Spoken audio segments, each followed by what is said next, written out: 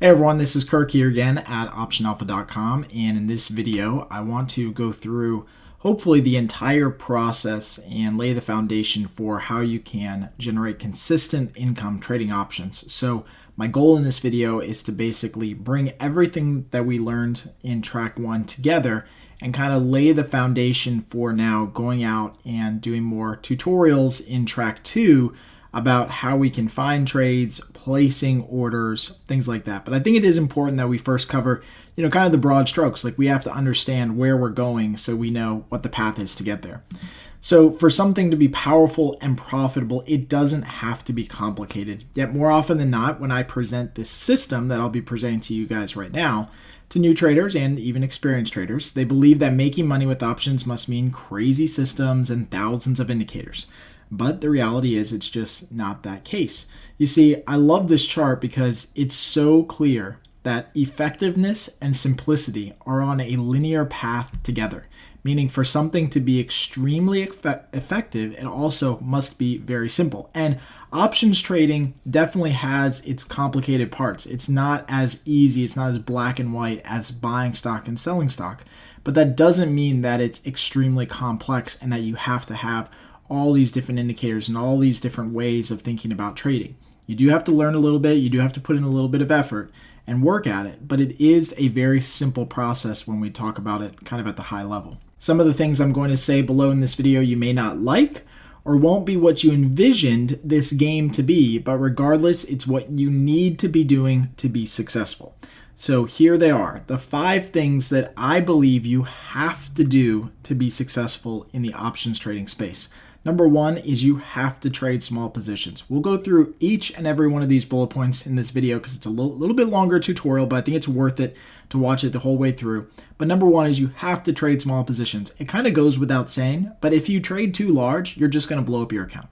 Number 2 is you have to trade with a high probability of success. Again, this is not like, just to use a completely opposite example of this, is that if you invest in lottery tickets, they don't have a high probability of success. So the likelihood that you're going to win is really, really low. So you have to invest in something that has a high probability of success.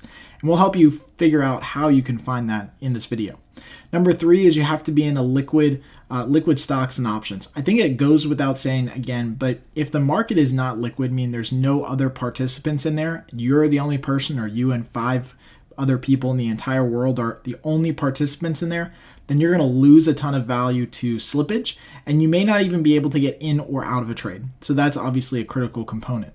Number 4, probably one of the most important, is using the right strategy. We've talked ad nausea about how implied volatility is our edge in trading. And if you believe that implied volatility is our edge in trading, then you have to also believe that you should be generally selling options when implied volatility is high. And if you ever do buy options, you should be buying them when implied volatility is low. And you have to play that volatility game. And again, we'll prove here in a video in a very different way than we have before how that's the case, where direction is meaningless compared to implied volatility. And number 5, you have to be doing it as many times as you can. And this gets down to the number of occurrences, the number of times that you trade, creating a large frequency of trades so that over time you hit your expected probability level, whatever you're targeting. Okay? So most traders do 1 or 2, and that's the reality, but they don't do all 5. And you can't pick or choose. It takes all of them to win long term in this game. So let's take an example. If you traded small positions in liquid stocks using the right strategy as many times as you can, but you didn't have a high probability of success, you would not win.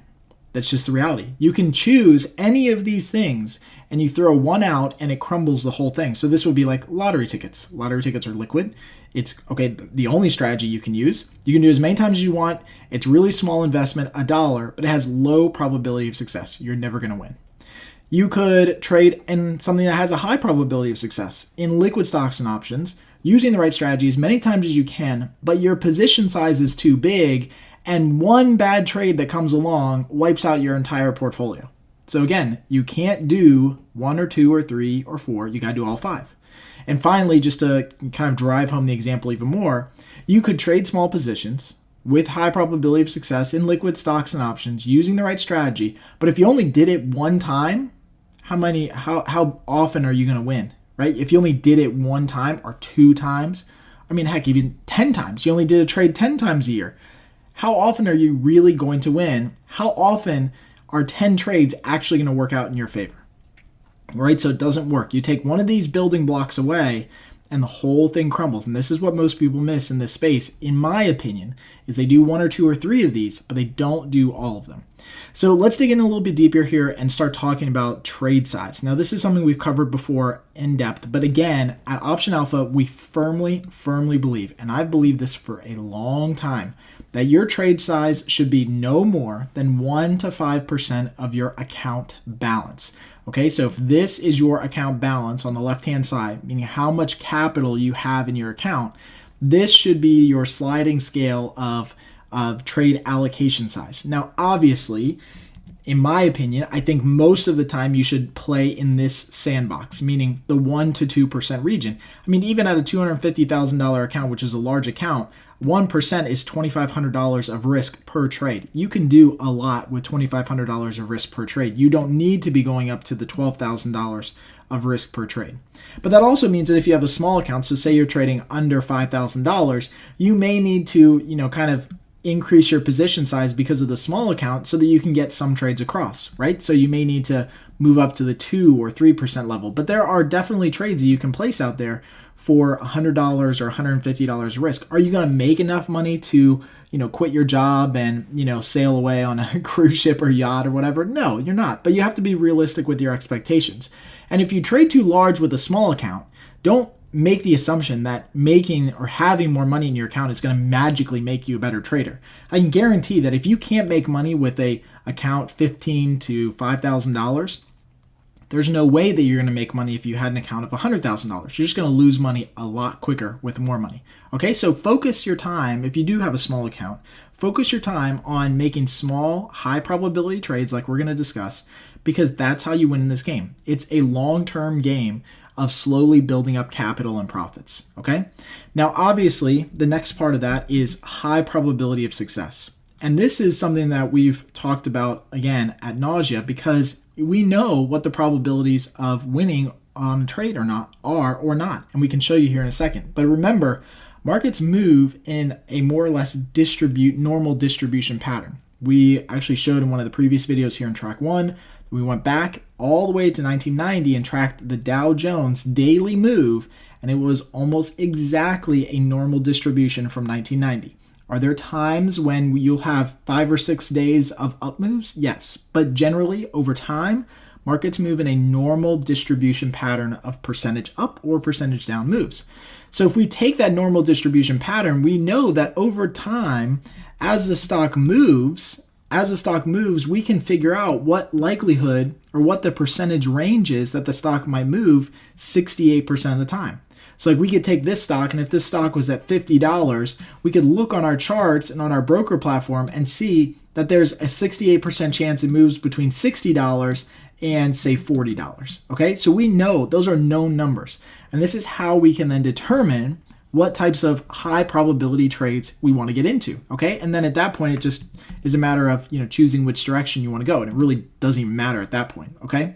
So here's the deal. So here's a high probability example of a trade that you can make in, I think the chart that I grabbed here was SPY, okay? So SPY, the time that I grabbed this chart, was trading at 203. The April options, which are about 22 days away, you can see exactly what the probability of each and every strike price being in the money is at expiration. Now remember, this is calculating based on the entire trading history of the S&P or whatever stock you're looking at, every move it's ever made, up or down, the magnitude of every move, how fast it's moved in a given time period, and then implied volatility. And so all of those numbers are then populated into a broker platform where you can see what the probability that the stock is, that each and every strike is going to be in the money at expiration. So in this case, if the stock right now is trading at 203, we know that in the next 22 days, there is a 31% chance that the stock goes from 203 up to and above the 205 and a half call strike. We know that that's the probability. So if there's a 31% chance that it goes above that level, that means that there is basically a 70% chance that it never goes above that level, okay? So if we're option sellers, which we usually like to be, then we would sell these 205 and a half calls, and basically taking a credit of $152, knowing that we've got about a 70% chance that the stock never gets to our strike price. Okay, so again, these numbers are known, and you can basically pick what likelihood of success you want to have. I mean, the field is open. You know what I mean? The buffet is open. You choose how often you want to be successful. At Option Alpha, we usually choose around the 70% probability of success range. Okay, now it works in the same direction, in the same way, in the opposite direction with puts. So down below the market, we also know that if the stock is trading at 203.20, that in the next 22 days, there is only a 30% chance that the market goes below 198.5. Okay, so again, we know these numbers. They're known numbers. That means that if the stock market doesn't go, or there's a 70% chance that the stock market doesn't go below 198.5. Okay, so 70% chance that it stays above this level at any point between now and expiration.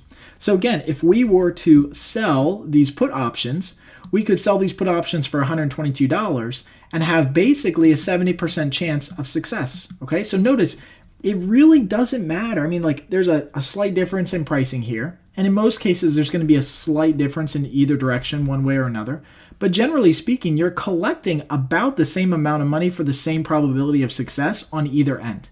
So really, direction is meaningless compared to making high probability trades and being on the right side of volatility. Okay, so again, we got more video tutorials on that here at Option Alpha. We don't have time to go into every possible strategy and how you can figure out the probability of success, but this is a great example because I just wanted to show you guys that it's known. You can choose your probability of success, however successful you want to be in the trades that you make.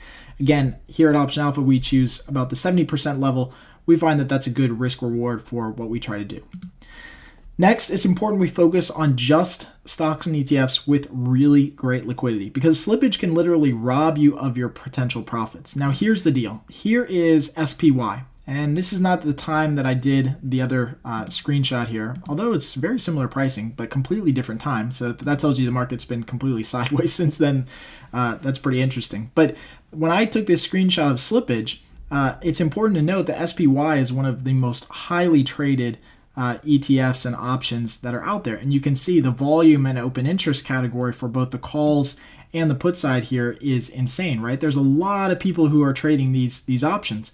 And as a result, the options have very, very narrow slippage or very tight bid-ask spreads. You can see even far out of the money around 201.5 and even at 204.5, the slippage is down to around a penny or 2 pennies per trade. Okay, so very, very tight slippage. Apple, another great example. Highly liquid stock, highly liquid options. Look how many people are trading the volume and open interest for each of these contracts in Apple. I mean, it's just, there's a lot of liquidity in these markets. And what that means is that there's very minimal slippage. So there's not a lot of slippage in the difference between what you can buy an option for and what you can sell it for, the bid-ask spread. Okay. Now, even with these incredibly tight bid-ask spreads, we'll still lose a little bit of money to slippage trading options, again, in these super liquid options. So here's how the math works out. If you have an option that has a $1 or 1 penny wide bid-ask spread, you times that penny, because I want to get you to the full value here, you times that penny by 100, which is the contract multiplier. Because remember, each option contract controls basically 100 shares of stock. So 1 penny times 100 times one contract, if you just buy one contract, times 2 sides to every trade, meaning you're going to basically lose this slippage if you as soon as you get into a trade and as soon as you get out of a trade. Okay, so most people don't cover that part of it. They only assume slippage happens once and then it's done, but you lose it twice effectively. So you lose that slippage twice. That means that every time you trade just one option in Apple or SPY, we're losing $2 per trade. So again, every single time that we trade Apple, just one contract, you lose $2. If we traded each stock one time each month for a year, we'd lose $48 just in slippage. Okay, that's little slippage. That's minimal slippage, the least amount of slippage you can possibly have. But let's not deter you though. The profits we can generate, again, just trading one spread each time, covers slippage and commissions each year. But what about other stocks? And this is the important part here about choosing liquid underlying stocks and options. So here's an example of Nike. Nike is kind of middle of the road. It's got, I wouldn't consider this to be insanely high slippage. I think there's things that are even wider than this, 50 cents to $1 wide, but Nike is not necessarily a very liquid underlying. Okay, so in this case, you can see that Nike, the slippage, even for at the money options, is pretty wide. I mean, we're talking about 10 to 12 cents wide of slippage between the bid price and the ask price. And again, it's reflective in the fact that there's not a lot of volume and open interest for these contracts generally. There's a couple people trading, and that's okay, but there's not a lot of volume and open interest for Nike contracts right at the time.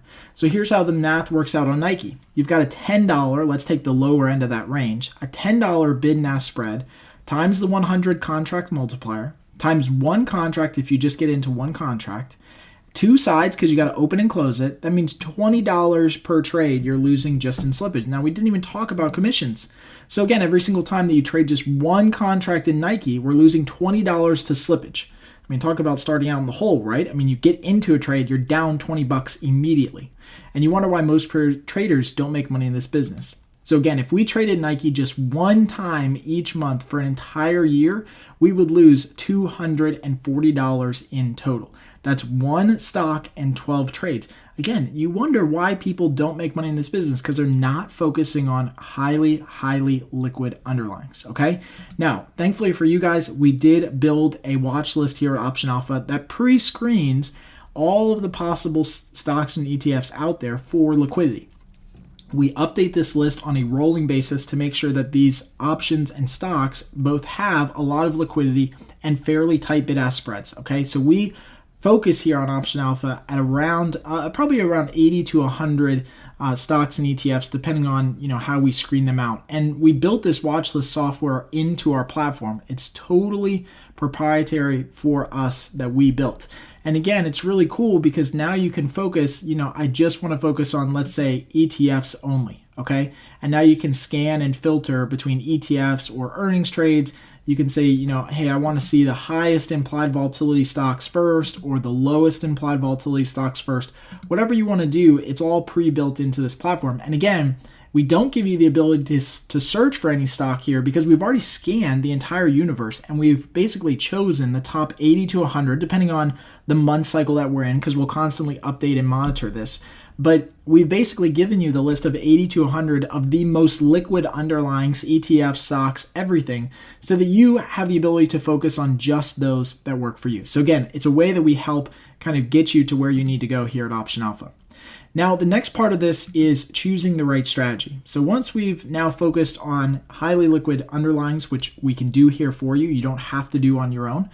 Now we have to focus on the right strategy. So remember, our edge trading options is the ability to consistently sell high implied volatility setups that we have already proven are historically overpriced and gives us the widest possible margin for error while still being able to make money. And what that basically means is that as volatility expands, all option prices go up. So if we want to profit, we need to be selling implied volatility when it's high because that means we're selling options when their prices are already high.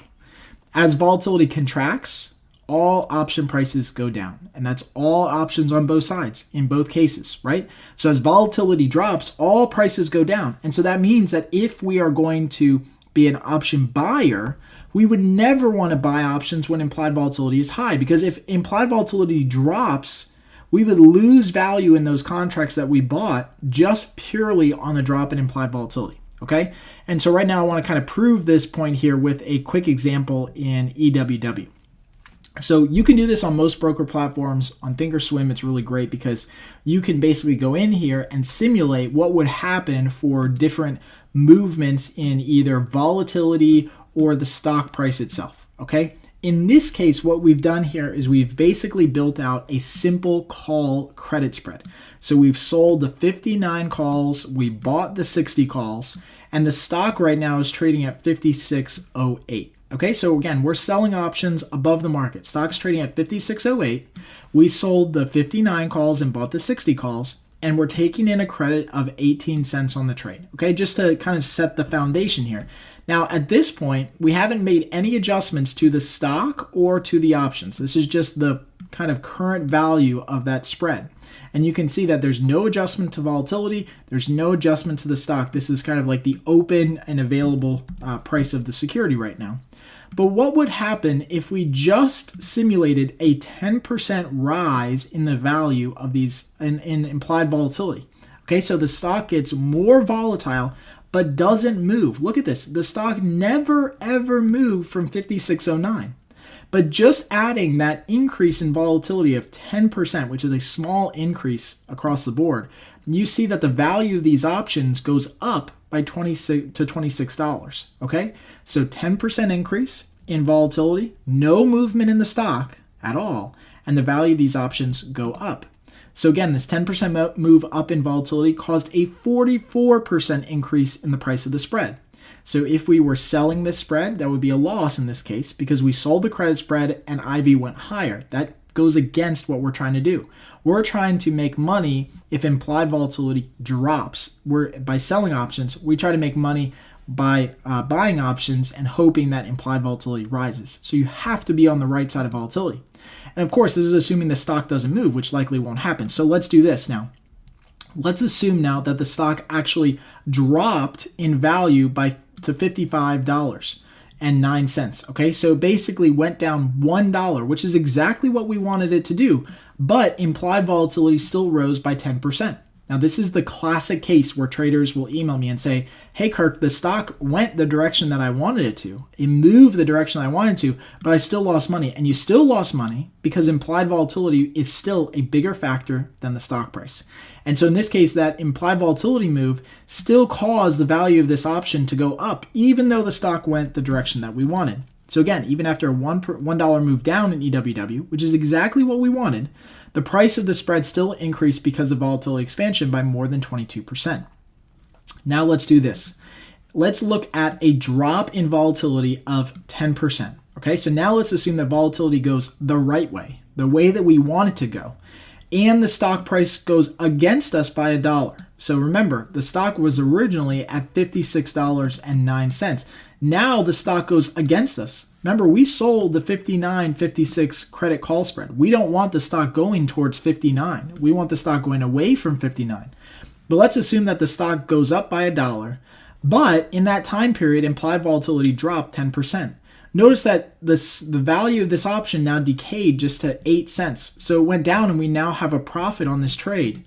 So again, with a $1 move higher against our position and a 10% drop in implied volatility, the spread made a profit and dropped to a value of $8 per spread.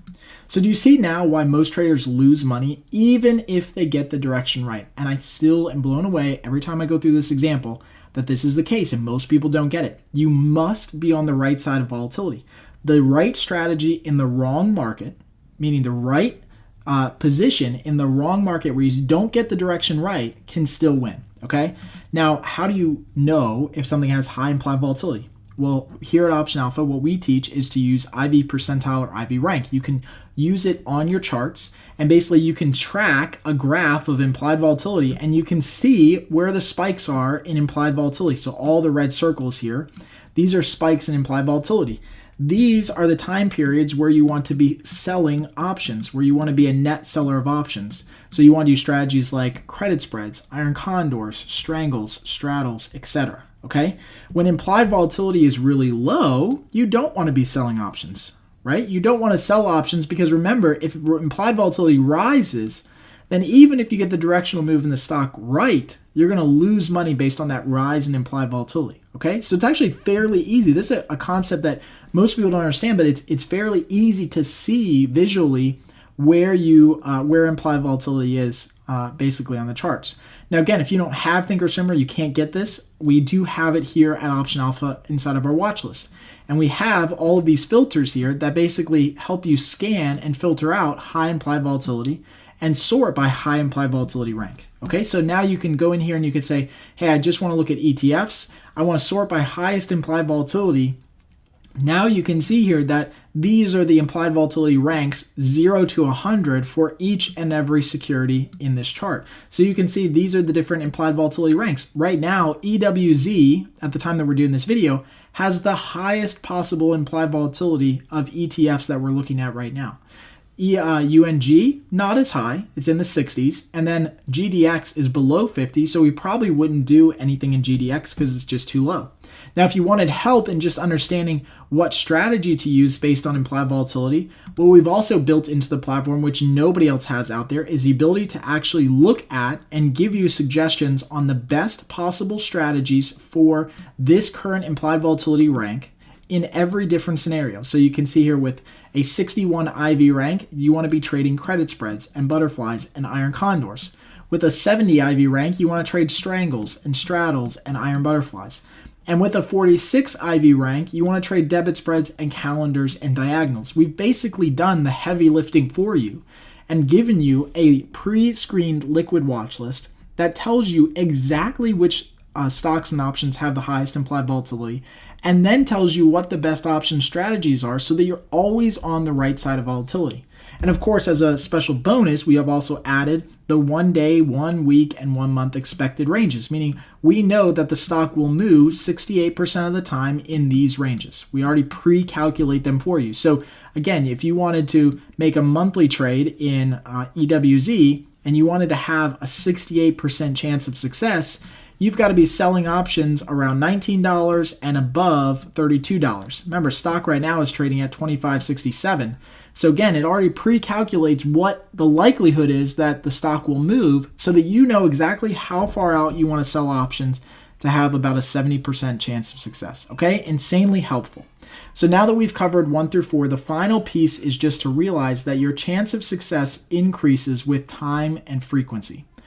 Remember that in order to get long-term consistency, we have to remember the law of large numbers, which states that as a sample size grows, or the number of trades that you make, the mean will get closer and closer to the expected value of the population. And again, in real English terms, what this means is that if you are targeting, let's say, 70% chance of success, you might not hit a 70% chance of success on your first trade or your first 2 trades or your first 10 trades. But if you make a lot of trades, say 1,000 or even 10,000 trades over the course of your career, not necessarily in 1 month or 1 year, but the longer you stick with it and the longer you target that 70% level, the more consistent you'll be. So consistency over time is just a numbers game. So again, just to use that head and tails example that we've used before in previous videos, is that if you start flipping a coin heads and tails, your first 3 results of flipping that coin might be all tails. Like your first 3 trades might be all profits, or your first 3 trades might be all losers. And that doesn't necessarily mean that you're going to have that same trajectory or that same path. But if you keep flipping the coin time and time again, so you toss the coin 4 times, 100, 1,000, 10,000 times, the more you toss that coin, the closer you're going to get to your expected result. So whatever you target, that's where you're going to get. Remember, this is why casinos have table limits, because they want people to play more so that they have more spins, more rolls, more chances at making money. They realize and they recognize that their success is directly tied to the number of times that people play their game, and they play their game on a small scale. So again, if a casino has 1 spin and they're playing a game where the odds are stacked against them, players are behind 51% of the time after 1 spin. It's probably their best opportunity to make money. But after 100 spins, or after 1,000, or even after 10,000 spins or plays at a casino game, there's almost a 100% chance that you're going to be behind to the casino, or the casino is going to win because their edge is going to have played out over hundreds and thousands of different spins. Again, this is why casinos try to get you back to them. That's why they offer free meals and free drinks and free hotel rooms, because they know the more times you come, the more plays that you have at blackjack or roulette or whatever the case is, the better and better their chance of success are. So the more that they can get you to play, the higher their probability of winning is. So again, you're going to hit what you're aiming for. And this is why trade size and high probabilities are so important for smaller accounts. You have to be able to place enough trades so that over time the numbers work out in your favor. And they will, just like a coin flip. All right, so one thing that I didn't mention that we were going to talk about, but I want to introduce here is the concept of stacking or laddering trades on a consistent basis. And I wanted to do this because as we get towards the end of track 1 here, and as you complete track 1, it's really important to understand this concept because oftentimes what people will say to me is, Kirk, I don't know how often I should trade, or I don't know how to space my trades, or, what should I be looking for? And we've covered most of that, but I think this concept of stacking or laddering is going to be really helpful to you. And again, it's just purely meant to get the juices going between your ears because there are many ways to do this, but the concept is very much the same. So what most people do when they get out and start trading is they start making these one-off monthly trades. And again, they don't do enough of them. So they make 4 trades a year or 5 trades a year. And when you look at it, if this is the market right now, so like if this is the time period that you made a trade back in Apple, you might have sold a call option here at 124, and then you sold a put option here at 110, or any combination of strategies that included selling that call and that put. But you basically draw a really hard line in the sand. That's one trade. Maybe it's a big trade position size. Maybe you do 10% of your account balance, right, in that one trade. It's still a high probability trade, but you end up pigeonholing yourself to the market move because you have one spot to get in, one opportunity to make that play.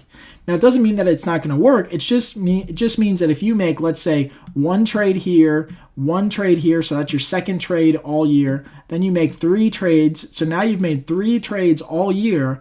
You have a low likelihood of actually seeing a profitable result at the end of the year because you just didn't trade enough and your initial position size was probably too large, okay? And again, you can still move and be flexible with the market depending on where the market is every single month.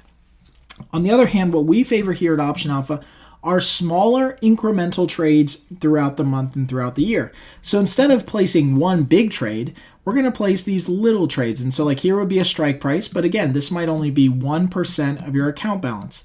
And this trade right here might be a different trade or a different call option that again is 1% of your account balance. And now we're spreading the risk and kind of averaging around where the market's trading. So for example, if the market's trading here, we sell a call option here and we sell a call option here.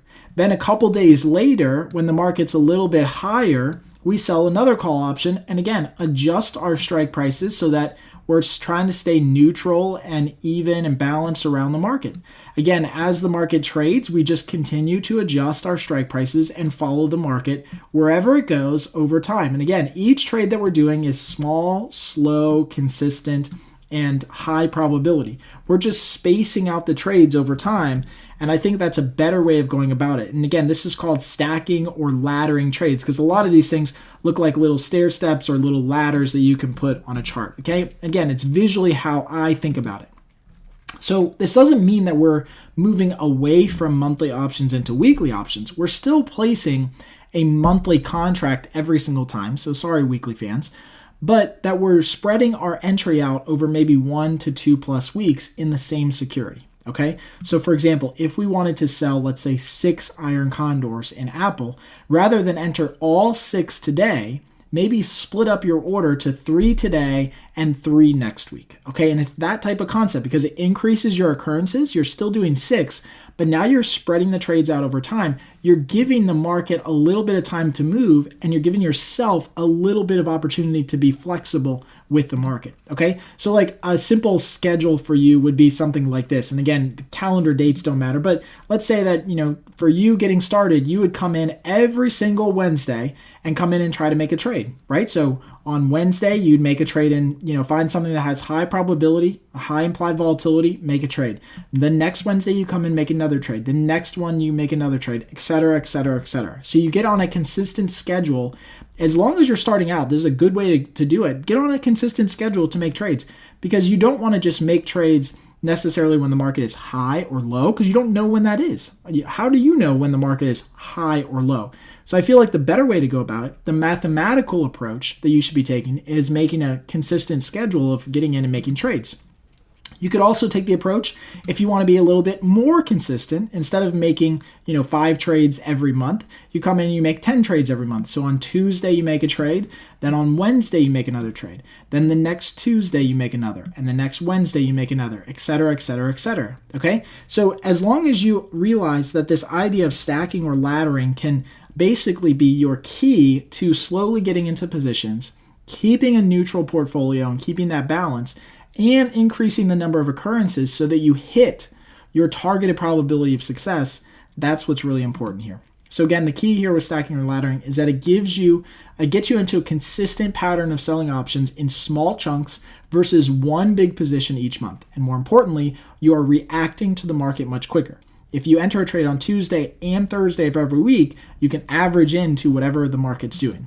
So just to wrap up here, as far as generating consistent income with trading, the game plan should include these 5 things. If you don't have one of these 5 things, there is no way you can be successful long term. You have to believe in each one of these 5 aspects because it's insanely important to your ability to generate money. That means you have to trade small positions. They have to be with a high probability of success in liquid stocks and options, using the right strategy, and you have to do it for a long time. Okay, so hopefully this has been really, really helpful and kind of lays the foundation, again, for what we're going to talk about further in our training in track 2 and track 3 here at Option Alpha. Well, congratulations on completing track 1. If you've made it this far in this video and you're watching all the way to the end, you've really done an amazing job going through all this training. And I can definitely tell you that you're probably at least ahead of 90% of the other people out there who don't get even this far. But I can tell you right now, you don't want to quit. You don't want to give up. Continue on to track 2 and 3. We're going to get even deeper and deeper into strategy, order entry, managing trades, and everything that goes along with being successful trading options. Again, hopefully you've seen now the opportunity that options have to give you a very reliable and stable income base in your portfolio. And it is a little bit of a tough trek at some points, but I can tell you honestly that it is completely worth the journey if you're willing to take it. So I'd love to get your comments, your feedback. If you love this video or any of the stuff that we're doing here at Option Alpha, please share this online. Help spread the word about what we're trying to do. And until next time, happy trading.